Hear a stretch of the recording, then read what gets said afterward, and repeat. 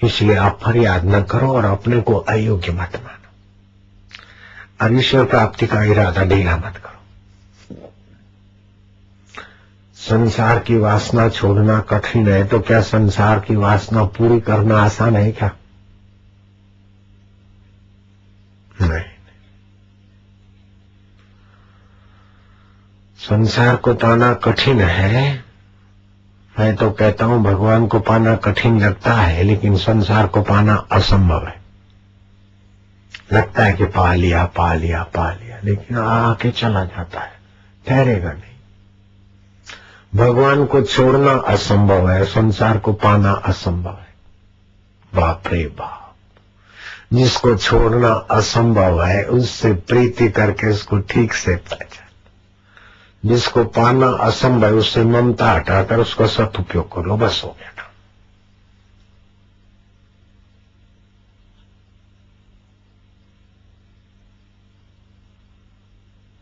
तो जहां से हटाना चाहते हैं उसको नापसंद कर दो, जहां मन को लगाना चाहते हैं उसको पसंद कर लो। एक बात। दूसरी बात,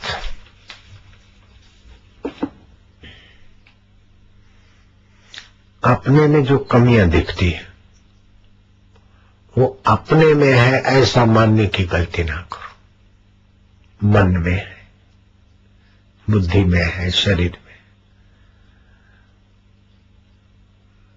उनको निकालने के लिए सत्संग का आश्रय लो, सत प्रवृत्ति का आश्रय लो। सत्संग और सत प्रवृत्ति में लगेंगे तो कुसंग और कुप्रवृत्ति से जो गलतियां हो रही उससे बचाव हो जाएगा।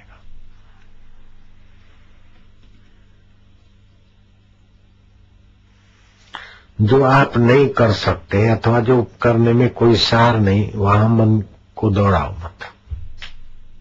न सुनो ज्यादा व्यर्थ का, न बोलो, न खाओ, न ज्यादा घूमो। अपनी प्रवृत्ति को संकेल लो। जैसे कछुआ है न अपने पैर सकोड़ लेता है, अपने अंग, ऐसे ईश्वर को पाना है तो फालतू प्रवृत्ति में से अपने को रोको। ईश्वर की प्राप्ति के सहायक प्रवृत्ति में अपने को लगाओ।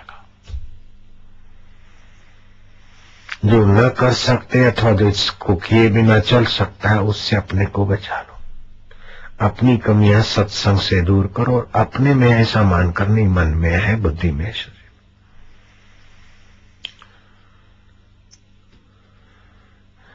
और जहां ममता फंसी है, पैसे में, पत्नी में, शरीर में, वो ममता को ऐसे नहीं मिटा सकते।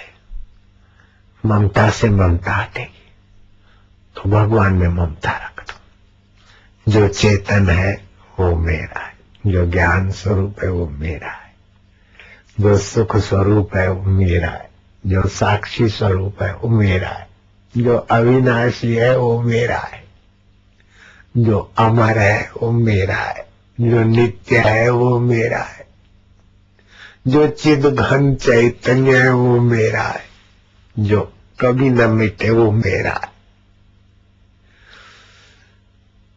जो आनंद स्वरूप है वो मेरा है, और ज्ञान स्वरूप है वो मेरा है, प्रेम स्वरूप है वो मेरा है। कीट पतंग के अंदर जिसकी चेतना किलवार कर रही वो मेरा है। ओ मकान मेरा है, घर मेरा है, बेटा मेरा है, 10-20 मेरे हैं, यहां तो करोड़ों मेरा है। कर ले ना भाई, ममता का विस्तार कर ले। अपना जहां मिलता है तो मजा आता है। अपना बेटा मिल गया, अपना मिलने वाला मिल गया। जब अपना मिलने वाला पति, पत्नी, फ्रेंड, पैसा, अपनी चाह वस्तु मिलती तो आनंद आता है। तो अपना मिलने वाला तो वही, और जो जहां तहां मिलने लग जाएगा तो आपका अविकम्प योग हो जाएगा।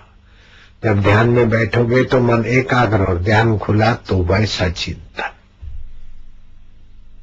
बड़ा आसान तरीका है, बड़ा सरल तरीका है। आप न चाहें तो भी भगवान मिल जाएंगे। ऐसा चिंतन करो तो आप न चाहो तो भी भगवान मिल जाएंगे।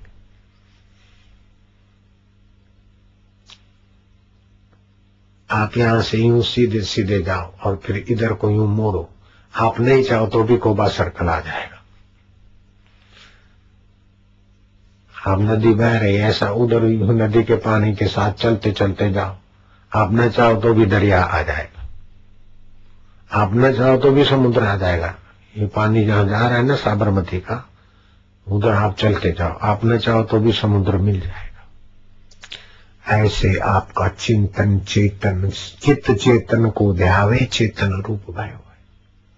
शत्रु का चिंतन करने से मन गंदा होता है, अशुभ का चिंतन करने से मन अशुभ होता है, शुभ का चिंतन करने से मन शुभ होता है, और भगवान का चिंतन करने से मन भगवतमय हो जाता है। अभद्र में भी भद्र का चिंतन करो, अशुभ में भी शुभ की गहराई देखो, अमंगल में भी मंगल को देखो।